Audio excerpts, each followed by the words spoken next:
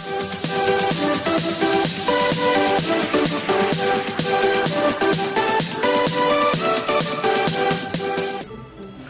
gak mau masuk stan karena takut ke DO ya? Tenang. Halo guys, welcome back to Tiara's Diary. Jadi di video kali ini aku bakalan buat video tentang tips mengatasi rasa takut masuk stan karena perkara drop out. Pasti kalian penasaran banget kan? Tapi sebelum mulai ke videonya, jangan lupa subscribe channel ini biar aku makin semangat lagi buat video-video yang lebih menarik lagi. So without any further ado, please keep on watching. Mungkin ada beberapa dari kalian yang takut masuk stan karena takut di DO. Aku sih juga kayak gitu dulu. Tapi tenang aja guys, karena aku udah buat cara-cara ini biar bisa ngurangin rasa takut kalian. Yang pertama adalah ikut bimbel mata pelajaran atau mata kuliah materi stan. Atau yang aku pernah bilangin dulu, itu ikut bimbel kayak aku bimbel di priority atau di bimbel-bimbel lain. Dan itu sangat-sangat membantu kita untuk bisa paham materi lebih dalam lagi. Jadi guys, kalau misalnya kalian itu di waktu kuliah nggak ngerti materi ini, kalian itu jangan berkecil hati atau jangan merasa bodoh. Kalian itu bisa ikut bimbel-bimbel yang ada di sekitar stan. Dan itu bisa banget bantu kita untuk bisa ngejar materi UAS, materi UTS. Aku udah ikut bimbel khusus kayak gitu dari pertama kali masuk kuliah sampai semester 3 kemarin aku ikut bimbel. Soalnya menurut aku kalau misalkan belajar dari dosen aja itu kayak kurang cukup.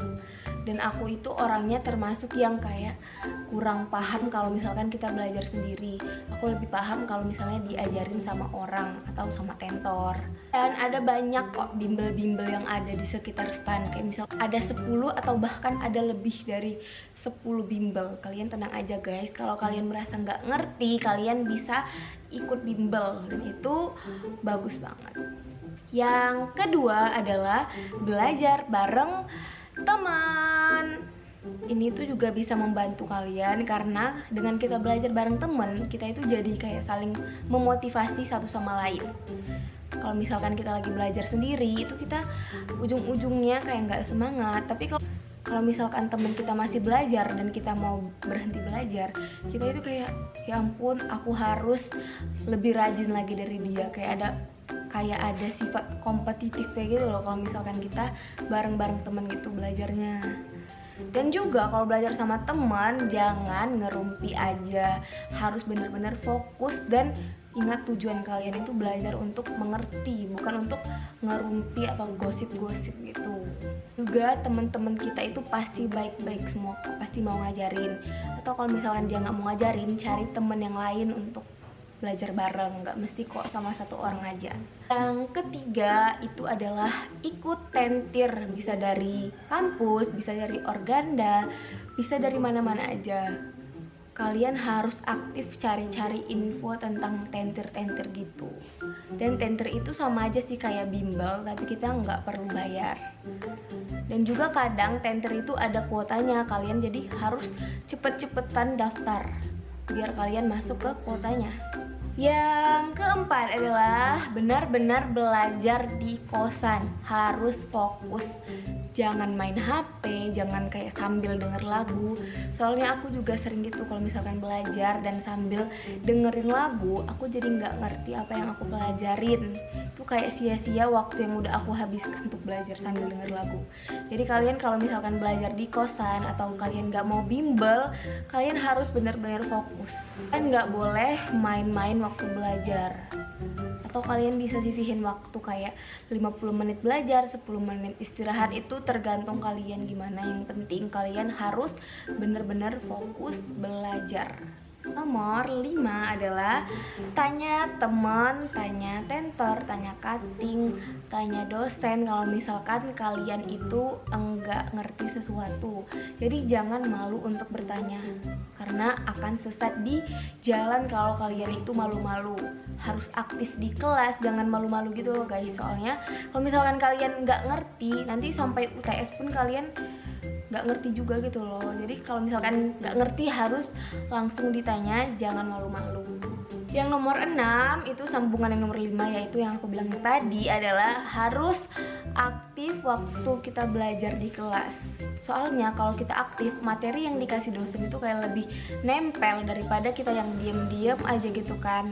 Kalian harus waktu di kelas itu bener-bener aktif nanya, aktif gimana, pokoknya harus aktif untuk bisa paham sih materinya.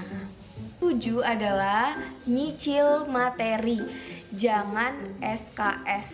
Itu benar-benar pengalaman pribadi aku yang aku bilang di video sebelumnya. Kalau aku SKS pasti nilainya itu jelek.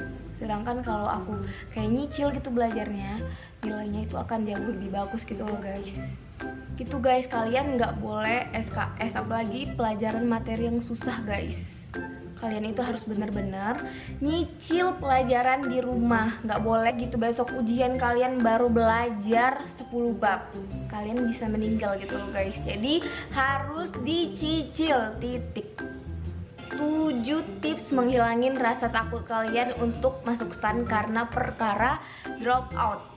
Gampang kan kalau kalian ikutin itu bener-bener, pasti kalian bisa kok ngelewatin yang namanya DO. Jadi buat kalian yang takut masuk STAN karena ke DO itu tadi, jangan dipikirin itu dulu. Yang penting kalian persiapkan diri kalian untuk bisa ngerjain TPA, TBI, SKD, psikotes, dan kawan-kawannya. Jangan pikirin perkara drop out rate, gimana kalian kerjain soalnya. Karena DO itu urusan belakangan, pikirin dulu yang ada di depan mata kalian. Guys, aku udah kasih tahu 7 tips gimana kalian ngurangin rasa takut ke DO. Sekian untuk video hari ini. Jangan lupa subscribe, komen, like, and share video ini biar aku makin semangat lagi buat video-video yang lebih menarik lagi. Terima kasih guys. Dadah.